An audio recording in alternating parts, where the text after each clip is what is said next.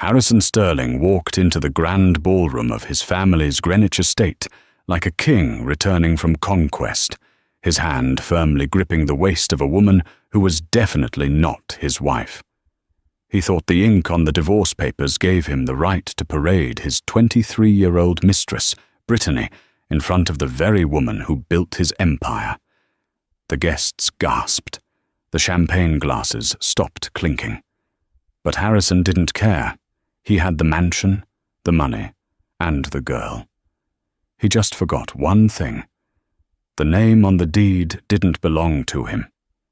And when his mother, the iron-willed Margaret Sterling, tapped her glass for a toast, Harrison's smirk was about to be wiped off his face forever. The invitation had been clear: the Sterling family annual charity gala. For 15 years, Catherine Sterling had been the architect of this event.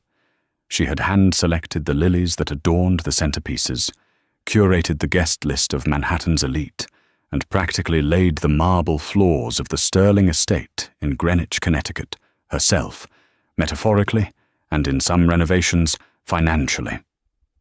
But tonight, Catherine stood by the raw bar, swirling her sparkling water, feeling like a ghost in her own life. Technically, she wasn't a Sterling anymore. The divorce had been finalized 3 weeks ago. It was a brutal, jagged separation that had dominated the tabloids for months. Tech mogul Harrison Sterling dumps wife of 15 years for yoga influencer, the headlines had screamed. It was a cliché, so tired it barely deserved a gasp, yet it hurt Catherine with a fresh, sharp pain every time she looked in the mirror. She shouldn't have come. Her friends, Samantha and Joyce, had told her as much over wine 2 nights ago. "Kate, don't do it," Samantha had warned, her eyes full of pity. "He's going to be there, and she might be there. It's masochism." "It's not masochism, Sam. It's dignity," Catherine had argued, though her voice had wavered. "I am still on the board of the foundation. If I don't show up, it looks like I'm hiding. It looks like I'm the guilty party." Now, standing in the shadow of the grand staircase, Catherine regretted her bravado. The mansion, a sprawling Georgian estate with manicured lawns that rolled down to a private lake, felt hostile tonight. The air was thick with whispers. Every time she turned, she caught the side eye of a banker's wife or a tech investor, their gazes darting away the moment she made eye contact. "You look stunning, by the way," a voice said beside her. Catherine forced a smile and turned to see David Thorne, the family's long-time attorney, and one of the few people who hadn't treated her like a contagious disease since the split. "Thanks, David. This vintage Dior feels a bit like armor tonight," she admitted, smoothing the silk of her midnight blue gown. "You need armor in a snake pit," David murmured, taking a sip of his scotch. He looked tense. He adjusted his glasses, scanning the room. "Has he arrived?" "Not yet." Catherine checked her watch. It was 8:15 p.m. Fashionably late. It's his new thing. Harrison never cared about being fashionably anything until he met Brittany. Brittany. The name tasted like ash. Brittany Vane was 23, a wellness coach on Instagram with 3 million followers and a penchant for posting photos from the deck of the yacht Catherine had spent 5 years saving to buy. "Catherine," David said, his voice dropping an octave. "I tried to tell Harrison this was a bad idea. Bringing her here, tonight, it's against protocol, it's against decency." "Decency left the building when he served me divorce papers on my birthday, David," Catherine replied dryly. Suddenly, the ambient chatter in the room died down. It wasn't a gradual quiet. It was a sudden, sharp silence that rippled from the foyer, through the double doors and into the ballroom. It was the sound of 300 people holding their breath at once. Catherine's stomach dropped. She turned toward the entrance. The double mahogany doors were flung wide open. Flashes from the hired photographers, popped like strobe lights. Harrison Sterling stepped in. At 45, he was still handsome in a jagged, aggressive way, tall, broad-shouldered, wearing a bespoke tuxedo that cost more than most people's cars. He had the air of a man who believed the world was a buffet laid out specifically for his appetite. But no one was looking at Harrison. All eyes were glued to the woman on his arm. Brittany was wearing a dress that left almost nothing to the imagination. A sheer, sparkling gold number that looked less like evening wear and more like a figure skating costume. It was loud, it was tacky, and on her finger, sparkling under the chandelier lights, was a diamond the size of a quail egg. Catherine felt the blood drain from her face. That wasn't just any diamond. That was the sterling blue, a family heirloom. Harrison's grandmother's ring. "Oh my God," Samantha whispered, appearing at Catherine's elbow. Did he give her the blue?" "He did," Catherine whispered, her hands shaking so hard she had to set her glass down on a passing waiter's tray. "He gave her the ring he swore was in the safe deposit box for our daughter's 18th birthday." Harrison scanned the room, a smug grin plastered on his face. When his eyes landed on Catherine, the grin widened. It wasn't a smile of greeting. It was a smile of conquest. He pulled Brittany closer, whispering something in her ear that made her throw her head back and laugh. A shrill, piercing sound that echoed off the vaulted ceiling. "Showtime," Harrison seemed to mouth. He began to walk through the crowd, parting the sea of guests like a perverse Moses. He wasn't just attending the party, he was marking his territory. He was showing everyone that out with the old, in with the new, was the new law of the Sterling land. Catherine wanted to run. She wanted to bolt through the kitchen doors, jump into her car, and drive until the gas ran out. But her feet were lead. She was frozen, watching the man she had loved for 15 years parade his mistress around the home they had built together, wearing the ring meant for their child. "Stay calm," David whispered beside her. "Do not let him see you bleed." But it was too late. Harrison was heading straight for her. The distance between the raw bar and the center of the ballroom was perhaps 30 feet, but Harrison made it feel like a runway walk. He stopped every few steps to shake a hand or clap a shoulder, but his momentum was undeniably directed at Catherine.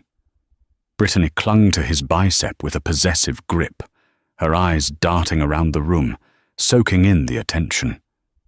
She didn't seem to notice the horrified stares or the whispered judgments. To her, this was just another red carpet, another piece of content for her feed. When they finally reached Catherine, the circle of silence around them was almost suffocating.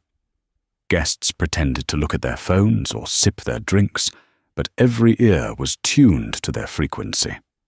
"Catherine," Harrison said, his voice booming. He sounded jovial, which made it worse. "I didn't think you'd actually come. Brave of you."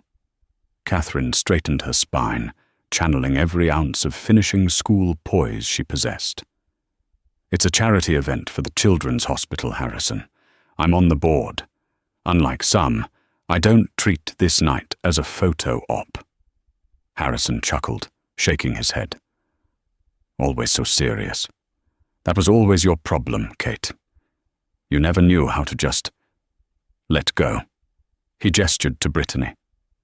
"You remember Brittany, don't you?" Brittany stepped forward, popping a hip. She looked Catherine up and down with a mixture of pity and disdain. "Hi, Catherine. Great to see you. I love that dress. Very vintage. It hides your figure really well." The insult was wrapped in sugar, but it hit like a slap. Samantha, standing behind Catherine, audibly gasped. Catherine smiled, a tight, razor-thin expression. "Hello, Brittany. You look expensive. I see you're wearing the sterling blue." Brittany held up her hand, wiggling her fingers so the diamond caught the light. "Isn't it gorgeous?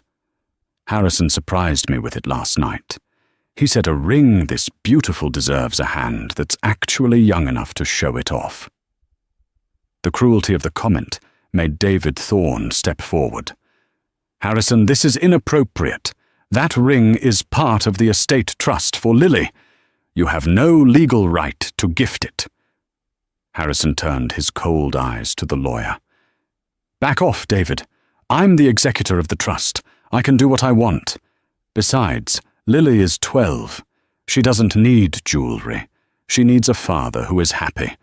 And Brittany makes me happy." "By stealing your daughter's inheritance?" Catherine asked, her voice trembling with suppressed rage. "It's not stealing if it's family," Brittany chimed in, linking her arm through Harrison's. "And I'm going to be family soon. Harrison and I are getting married in the spring. Right here, in the garden." The bombshell dropped in the middle of the conversation like a grenade. Married. In the spring. In this house. Catherine felt the room spin. "You're getting married. The ink on our divorce papers isn't even dry. Why wait when you know it's real love?" Harrison smirked. "And yes, we're doing it here. It's the Sterling estate after all. It's fitting. We're going to renovate the east wing first, though. Brittany thinks the decor is a bit dated. Too much old money, dusty vibes. We want something modern. Minimalist." "You can't renovate the east wing," Catherine said automatically. "The murals in the library are historic." "I can do whatever I want, Kate." Harrison leaned in, his voice dropping to a harsh whisper, audible only to her and the immediate circle. "I won. I have the house. I have the company. I have the future. You? You're just a guest. And honestly, looking at you standing there, clutching that water like a lifeline. You look pathetic." He pulled back, his mask of joviality returning. "Anyway, enjoy the shrimp. We have rounds to make. Come on, babe." He turned his back on her. Brittany cast one last smirk over her shoulder, a look of pure triumph, before trotting after him. Catherine stood there, trembling. The humiliation was total. He had stripped her of her home, her dignity, and now he was erasing her legacy, redecorating her life with his mistress. "I need to leave," Catherine whispered to Samantha. I can't do this." "No," a stern voice cut through the air. Catherine turned. It wasn't Samantha. Standing near the entrance to the kitchen, leaning on a cane made of polished ebony, was a figure that commanded even more fear in the Sterling family than Harrison. It was Margaret Sterling, Harrison's mother. She was 78 years old, frail in body but terrifying in spirit. She wore a black velvet gown and a single strand of pearls. Her grey hair was pulled back in a severe bun. Margaret had not spoken to Catherine since the divorce began. Catherine assumed the matriarch had sided with her son. After all, Harrison was the golden boy, the one who took the family business to billions. Margaret hobbled over, her cane clicking rhythmically on the marble floor. She stopped in front of Catherine.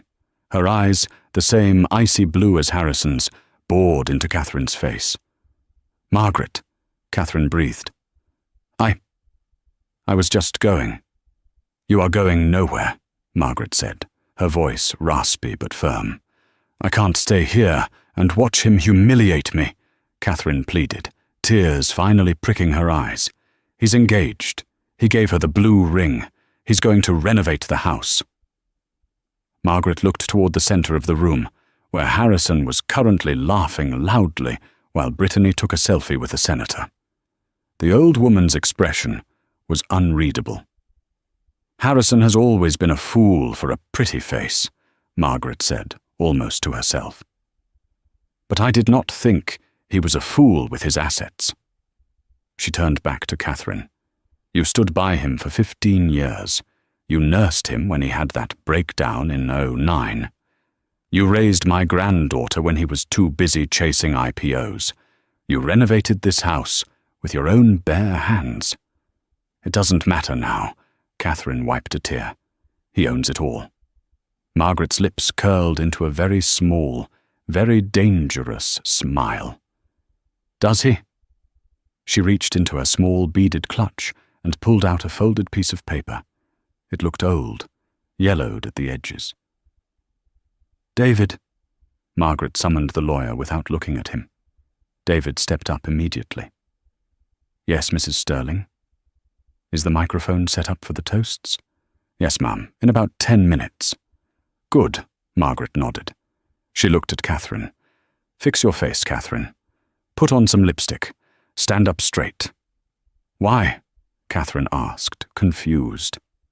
Because, Margaret said, tightening her grip on her cane, the show is about to start, and my son has forgotten who actually wrote the script.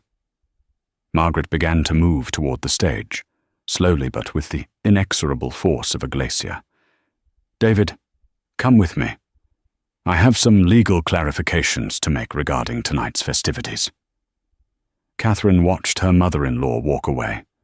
For the first time all night, the crushing weight in her chest lightened, replaced by a spark of curiosity, and perhaps hope. What was that about? Samantha whispered. Catherine looked at the retreating figure of the matriarch. I don't know. But Margaret never does anything without a reason, and she never, ever loses. Across the room, Harrison was lifting a glass of champagne, toasting to himself in a mirror, unaware that the ground beneath his feet was about to open up. The orchestra struck up a lively waltz, but the atmosphere in the room remained brittle. Harrison Sterling, seemingly oblivious to the tension he had manufactured, was in his element. He moved through the crowd with Brittany attached to his side like a decorative barnacle, accepting hollow congratulations and forcing laughter that didn't quite reach his eyes. Catherine remained near the back, flanked by Samantha and David Thorne. She watched her ex-husband ascend the small stage set up at the head of the room. He tapped the microphone, the high-pitched feedback screeching through the speakers and silencing the few remaining conversations. Ladies and gentlemen, Harrison boomed, his voice echoing off the vaulted ceilings. If I could have your attention for a moment. He beamed, looking out over the sea of faces. The elite of Connecticut, the sharks of Wall Street, the people Catherine had spent 15 years cultivating relationships with. Tonight is about charity, of course, Harrison continued, swirling his scotch. But it is also about new beginnings. As many of you know, this year has been transitional for me. A few nervous coughs rippled through the crowd. Transitional was a polite word for scandalous. But, Harrison went on, tightening his grip on Brittany's waist, pulling her into the spotlight, sometimes you have to burn the dead wood to let the new forest grow. Catherine felt the air leave her lungs. Dead wood. That's what she was to him. 15 years of marriage, raising his child, managing his home, supporting his career, all reduced to dead wood to be burned. I am thrilled to announce, Harrison shouted, his ego swelling with every word, that Brittany and I are officially engaged. A smattering of polite, terrified applause broke out. Most people were too shocked to clap, glancing nervously back at Catherine. And, Harrison shouted over the tepid response, we aren't just celebrating an engagement. We are celebrating a new era for the Sterling estate. Brittany has agreed to take on the massive project of modernizing this old museum. He swept his hand around the room. No more dreary antiques. No more dusty history. We are turning this place into a sanctuary for the future, a home fit for a modern dynasty. Brittany leaned into the mic, her voice high and breathless. I'm thinking lots of glass, open concepts, and getting rid of that creepy rose garden in the back. It's just so depressing. The rose garden, Catherine's sanctuary, the place where she had buried her favorite golden retriever, the place where she and Harrison had renewed their vows 5 years ago. Harrison laughed. "You heard the boss. The bulldozers come next month. So, drink up, enjoy the old house while it lasts, and raise a glass to the future Mrs. Sterling." He raised his glass high. "To Brittany," a few of his sycophantic junior executives shouted from the back. Harrison took a long drink, looking directly at Catherine across the expanse of the room. His eyes said, "I win." But the glass never left his lips before a sound cut through the air. It wasn't a clap. It wasn't a cheer. It was the rhythmic thud-click of a heavy cane striking the wooden floorboards of the stage stairs. Harrison lowered his glass, annoyed. He looked down to see his mother, Margaret Sterling, slowly ascending the stairs. The room went deathly silent. Margaret was not a woman who made impromptu speeches. "Mother?" Harrison asked, his voice losing some of its boom. "We're in the middle of a toast." "I know," Margaret said. She reached the podium. She didn't look at Harrison. She didn't look at Brittany. She looked out at the crowd, her face a mask of stone. "I would like to add a few words to this celebration." Harrison shifted uncomfortably. "Maybe later, Mother. The band is about to—" "Now, Harrison," she said. It wasn't a shout, but the authority in her tone cracked like a whip. Harrison stepped back, yielding the microphone. He whispered to Brittany, "Don't worry, she's just going to ramble about family tradition. Just smile." Margaret adjusted the microphone stand. She was short, but in that moment, she seemed 10 feet tall. She looked at the guests, her eyes sweeping over the faces of people she had known for decades. "My son speaks of dead wood," Margaret began, her voice amplified and crystal clear. "He speaks of burning the past to build the future. It is a poetic sentiment. But poetry, unlike real estate law, does not require a signature." A ripple of confusion went through the room. Harrison frowned. "Harrison." Margaret turned slowly to face him. "You have announced 2 things tonight. An engagement and a renovation. Let us address them in order." She pointed a withered finger at Brittany's hand. "First, the ring." Brittany instinctively covered the diamond with her other hand. "The sterling blue," Margaret said, her voice dropping to a dangerous register. "A 12-carat flawless blue diamond. My husband, God rest his soul, bought that in Antwerp in 1964. It was left in the family vault." "It's my inheritance, Mother," Harrison snapped, stepping forward. "I have the right to give it to my fiancé." "Actually," Margaret reached into her clutch and pulled out the yellowed paper she had shown David earlier. "You don't." She unfolded the document. "This is the addendum to your father's will. Clause 4, Section B. The sterling blue is to be passed solely to a female descendant of the Sterling bloodline upon her 25th birthday, or to the spouse of a male heir, provided that marriage has lasted more than 10 years. The crowd gasped. "Catherine earned that ring," Margaret said, her voice rising. "She wore it for 5 years. When you divorced her, she returned it to the vault out of respect for this family, a concept you seem to be unfamiliar with. Brittany, however," Margaret looked the young influencer up and down, "you have been dating my son for 4 months. You are not a blood descendant, and you are certainly not a 10-year spouse." "So what?" Harrison scoffed, though sweat was starting to bead on his forehead. "It's a technicality. I'm the executor." "David," Margaret called out. David Thorne stepped up to the edge of the stage, holding a thick manila folder. "Actually, Harrison," the lawyer said, his voice projecting well, "you were removed as executor of the distinct Jewelry and Heirloom Trust 6 months ago when you used company funds to purchase a Ferrari. Margaret is the sole executor." "Which means," Margaret said, turning her icy gaze back to Brittany, "that you are currently in possession of stolen property.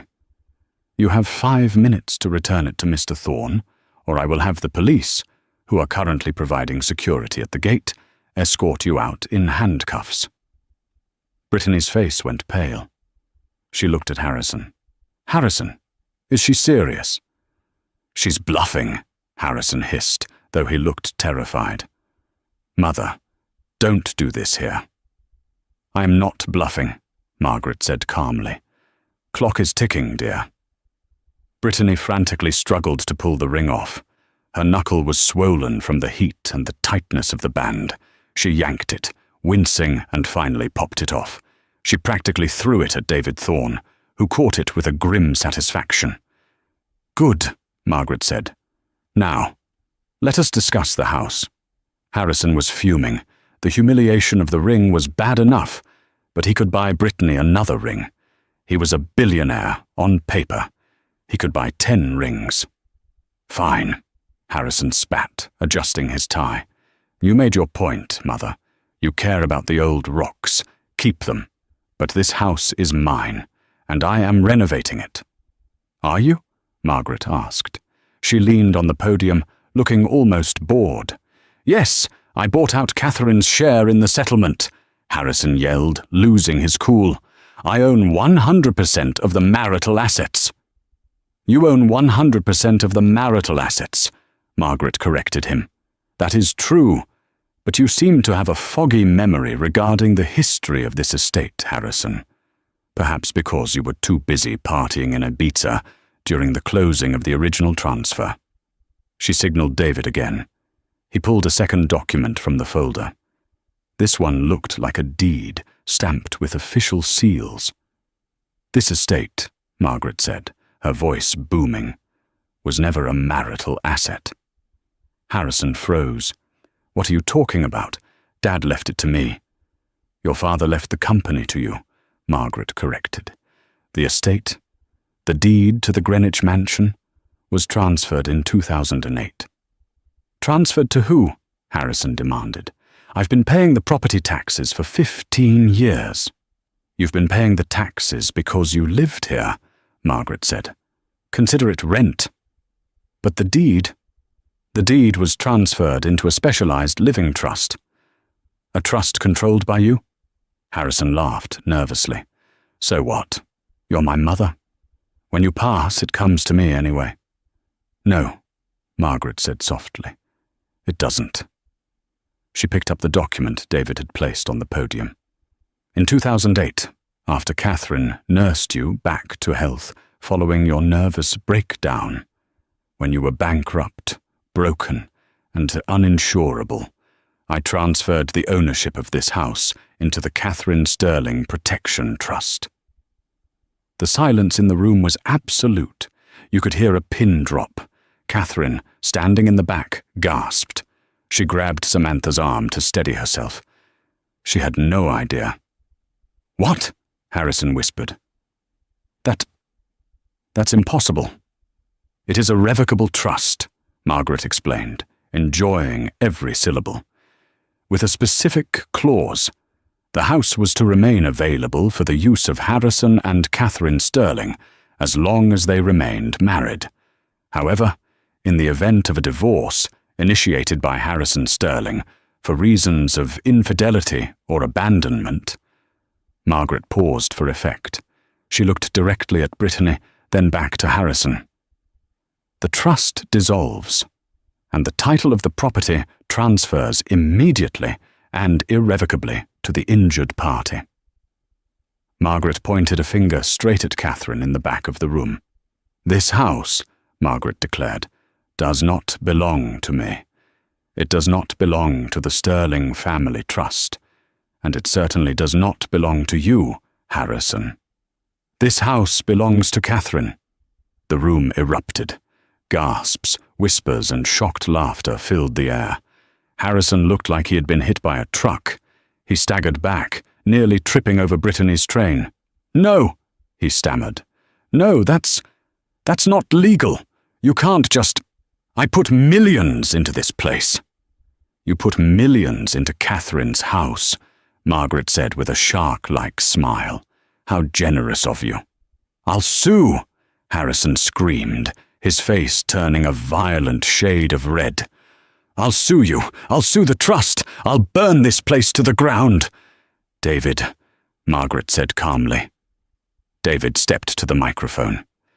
"Mr. Sterling, the deed was recorded 3 weeks ago, the day the divorce was finalized. Catherine is the legal owner of this property, and as her attorney, which she has just retained me to be, I have prepared an eviction notice." David held up a red envelope. "You have 24 hours to vacate the premises," David said. "Personal effects only. No furniture, no art, and certainly no fixtures." Harrison looked around wildly. The guests were no longer looking at him with fear or respect. They were looking at him with pity and amusement. He was a clown in a tuxedo. He turned to Brittany, looking for support. "Babe, tell them this is insane." But Brittany wasn't looking at him. She was looking at the red envelope in David's hand. She was looking at the ring that was no longer on her finger, and she was doing the math. "Wait," Brittany said, her voice sharp. "So, he doesn't own the mansion? He doesn't even own the chair he's standing next to," Margaret said helpfully. Brittany took a step back from Harrison. The realization hit Brittany Vane faster than it hit Harrison. She was an influencer. Her entire life was built on optics and asset management. She had latched onto Harrison because he was the king of Greenwich. But a king without a castle, and with a mother who controlled the purse strings, was just a middle-aged man with baggage. "You told me you owned everything," Brittany accused, turning on Harrison. The sweetness was gone from her voice, replaced by the screech of a woman who realized she'd bet on the wrong horse. "I do, I will." Harrison grabbed her arm. "Don't listen to the old hag. I have the company. Sterling Tech is worth billions. I can buy 5 houses like this." "About that," Margaret interrupted again. She was relentless tonight. She was enjoying this. Harrison spun around, veins bulging in his neck. "What? What else could you possibly take from me? I built that company. I am the CEO." "You are the CEO," Margaret agreed. "At the pleasure of the board of directors. I control the board." "You used to," Margaret corrected. "Until this morning." Harrison went still. "What did you do?" "You see," Margaret explained to the captivated audience, "the bylaws of Sterling Tech have a morality clause for the CEO. It's rarely invoked. But parade a mistress around the annual charity gala while dragging the family name through the mud in the tabloids? That tends to spook investors." "I am the majority shareholder," Harrison roared. "No," David Thorne interjected, checking his notes. "You own 40%, your mother owns 20%, and Catherine—" Harrison's head snapped toward the back of the room where Catherine stood. "Catherine was awarded 15% of the voting stock in the divorce settlement," David said. "You thought it was non-voting stock, Harrison. You didn't read the fine print on page 400 of the settlement your previous lawyer, who I believe was an intern, drafted." Harrison looked at Catherine. For the first time, he really saw her. She wasn't the broken wife anymore. She was the woman holding the gun. "Catherine," Harrison pleaded, his voice cracking. "Kate, you wouldn't. You don't know anything about running a tech firm." Catherine slowly walked forward. The crowd parted for her, this time with genuine respect. She walked all the way to the base of the stage. She looked up at her ex-husband, then at his mother. Margaret nodded at her. "Finish him." "I don't need to know how to run it, Harrison," Catherine said, her voice steady and loud enough to be heard without a microphone. "I just need to know who I trust to run it." She turned to David. "I proxy my votes to Margaret Sterling." "That gives Margaret 35%, David calculated.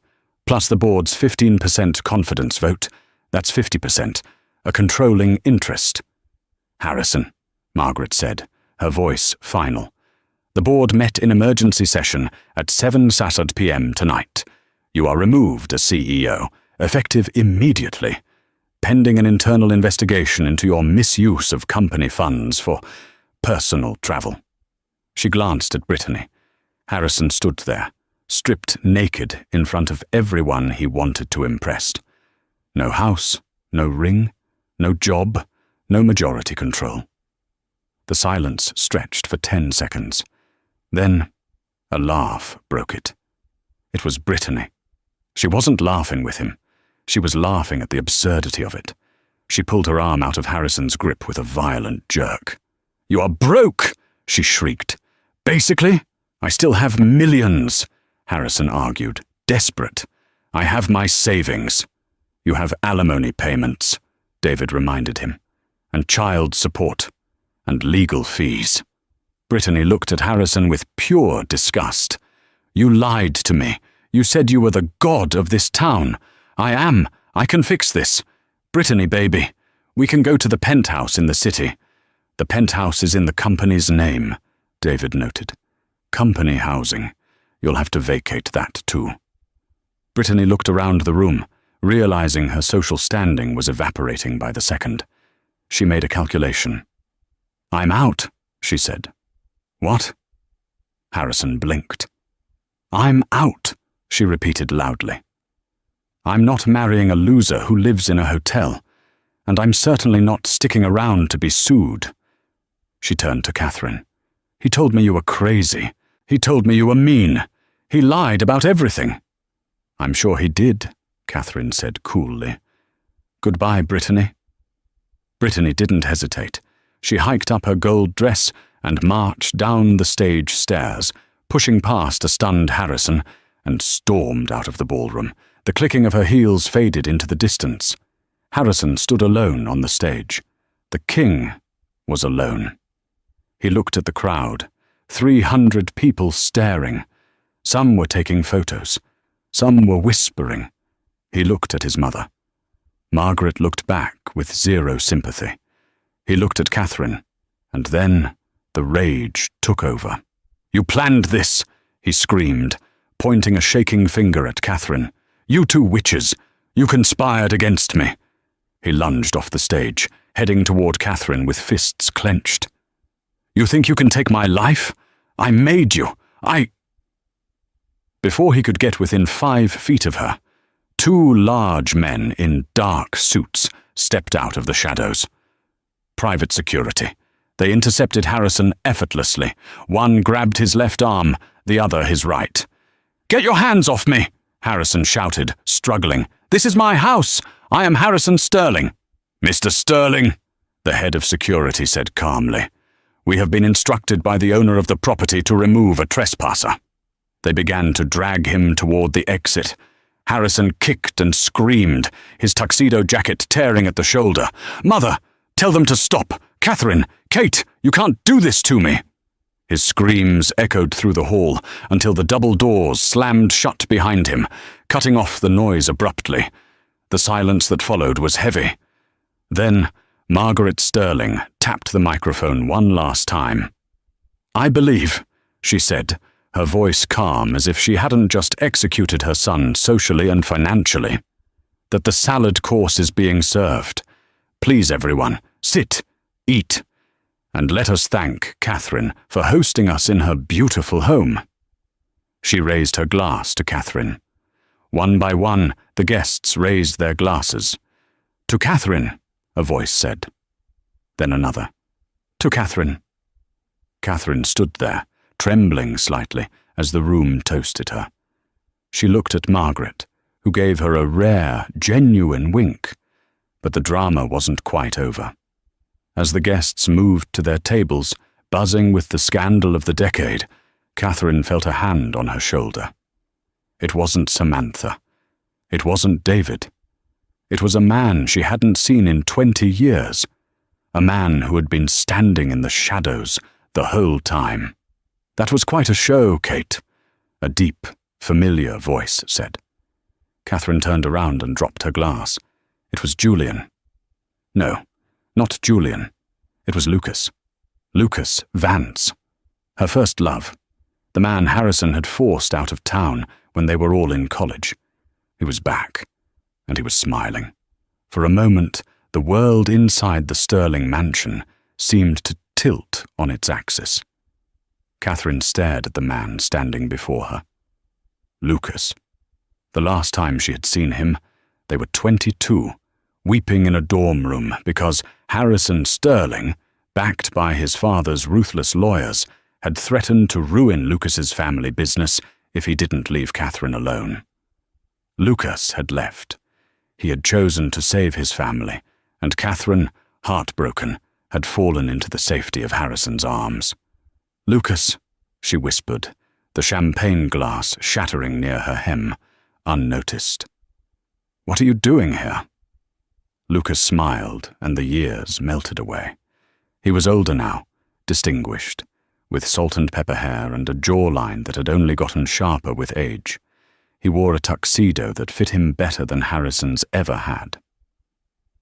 "I'm the new consultant for the board," Lucas said, his voice deep and warm. "Margaret hired me 6 months ago." Catherine whipped her head toward her mother-in-law. Margaret was seated at the head table, calmly buttering a roll, watching the scene with the satisfaction of a director watching the final act of a play. "You knew?" Catherine asked, her voice trembling.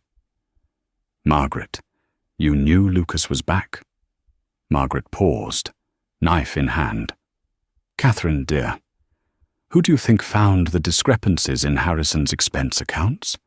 Who do you think tracked down the purchase of the diamond ring? Who do you think discovered that Harrison was planning to liquidate the education trust for Lily to fund his mistress's fashion line?" Catherine looked back at Lucas. "You did all that?"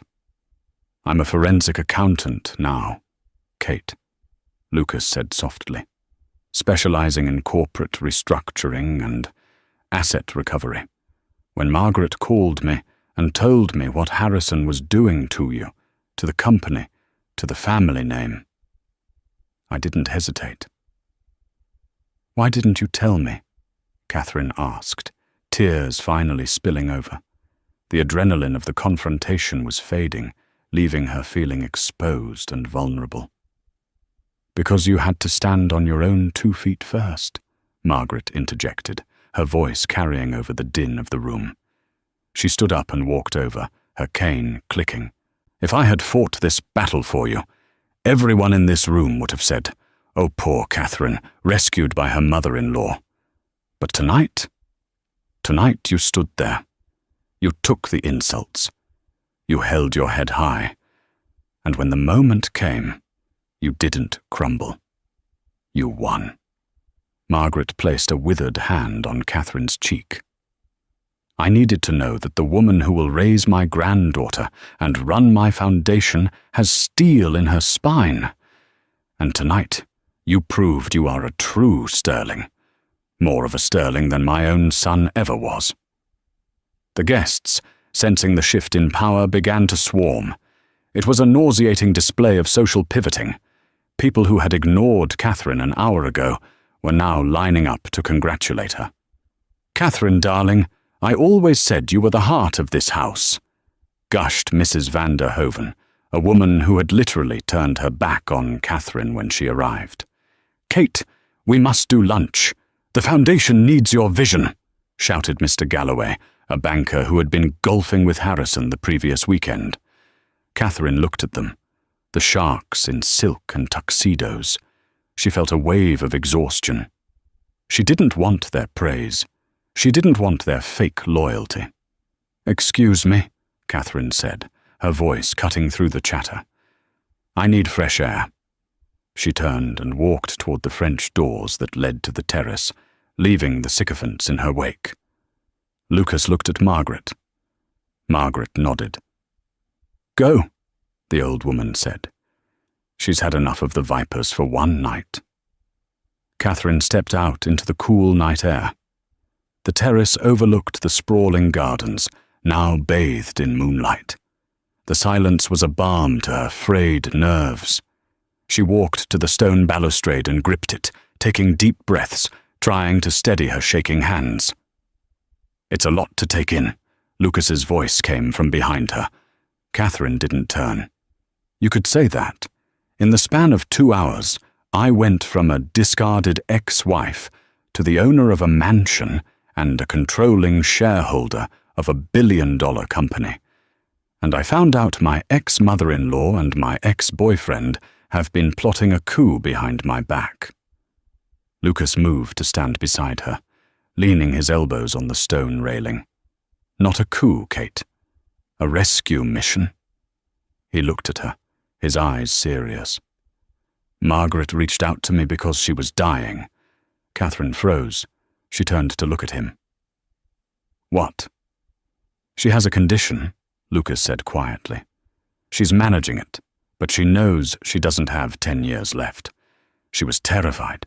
She saw Harrison spiraling, drinking, gambling, chasing women who only wanted his money.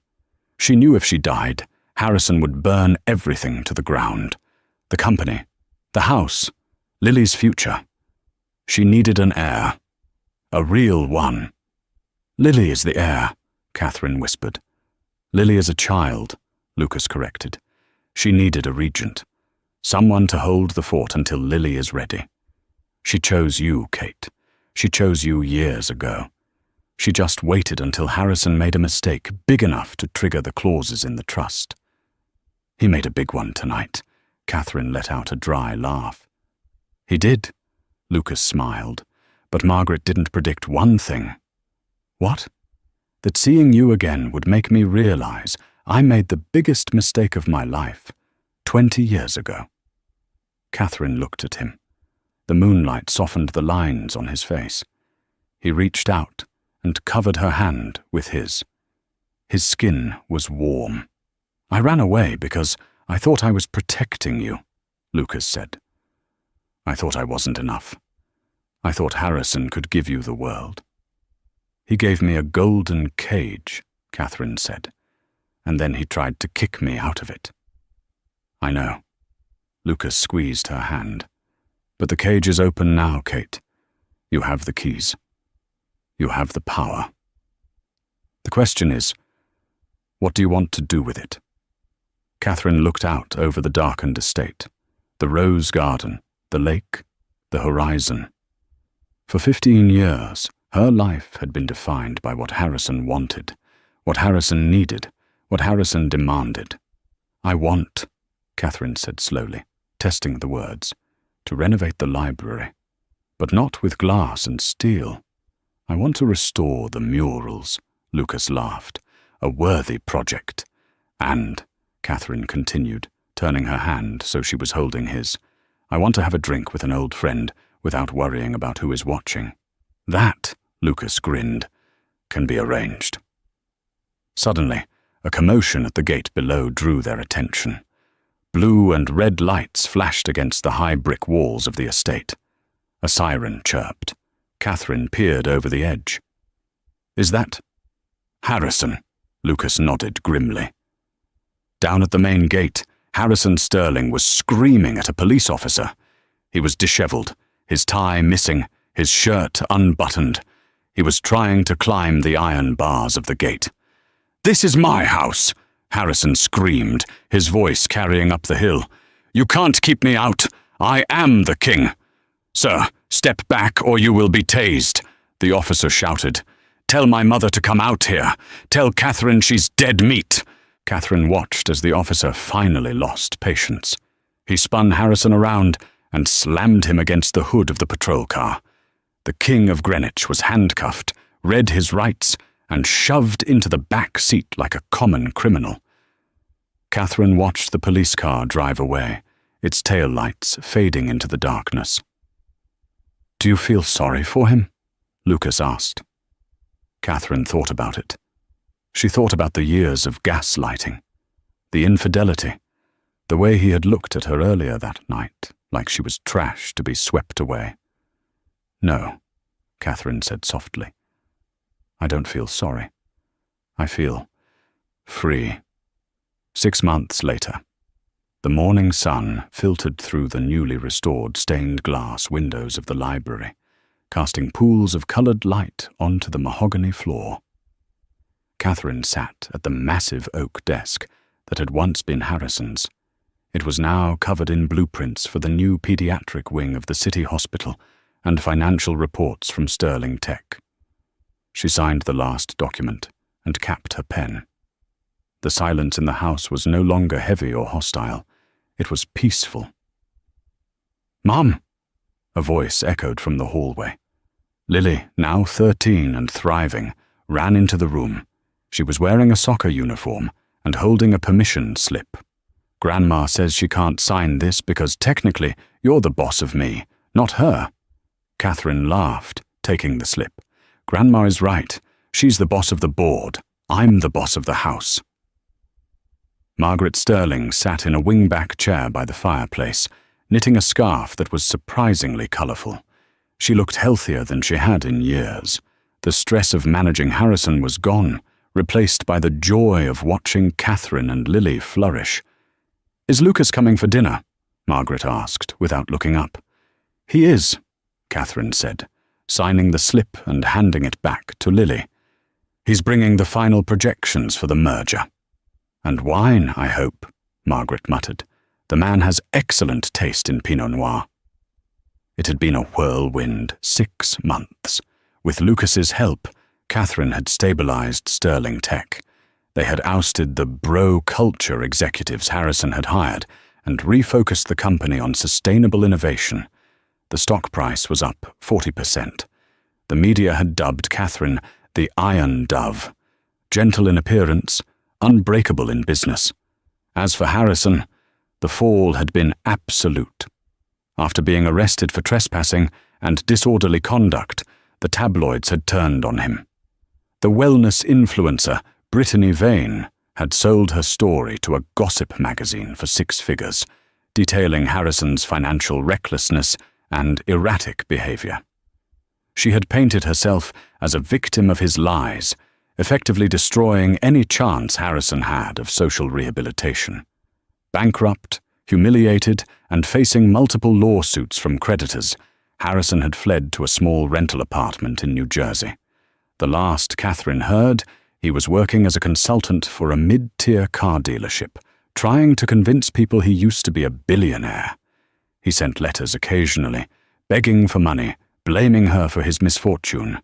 But Margaret burned them before they ever reached Catherine's desk. The intercom buzzed. "Ms. Sterling, Mr. Mercer is here." "Send him in," Catherine said. Lucas walked in, carrying a briefcase and a bottle of wine. He looked at Catherine, and his eyes lit up in a way that still made her stomach flip. They weren't married. Catherine was enjoying her independence too much to rush into that again. But they were partners in every sense of the word. "Good news?" Catherine asked. "The best," Lucas said, setting the wine down. "The shareholders voted. The hostile takeover is blocked. The company is safe. And—" He reached into his pocket and pulled out a small velvet box. Not a ring. A key. "A key?" Catherine asked. "To the lake house," Lucas smiled. "The one you said you always wanted to visit in Italy. I rented it for the summer. For you, me, Lily, and even Margaret, if she promises not to critique my driving." Margaret chuckled from her chair. "I make no promises." Catherine took the key. She looked around the library, her library. She looked at her daughter, who was happy and safe. She looked at Margaret, her fierce protector. And she looked at Lucas, her second chance. She had walked into that gala 6 months ago, expecting to witness the end of her life. Instead, she had walked into the beginning of it. Harrison Sterling had tried to show off his mistress and break his wife, but he had forgotten the most important rule of power. Never underestimate the woman who knows where the bodies are buried, and certainly never underestimate the mother who raised you. Catherine stood up and walked over to Lucas, kissing him on the cheek. "Open the wine," she said, smiling. "We have a lot to celebrate." The Sterling mansion, once a house of secrets and cold ambition, was finally a home. You've just heard the story of how a cheating billionaire lost everything to the two women he underestimated the most. It's a reminder that dignity is quiet, but karma is loud. If you enjoyed this story of revenge, justice, and second chances, please hit that like button. It really helps the channel grow and lets me know you want more stories like this. Don't forget to share this video with a friend who needs a reminder that the good guys do win in the end. And if you haven't already, smash that subscribe button and ring the notification bell so you never miss a juicy drama. Thanks for watching, and I'll see you in the next video.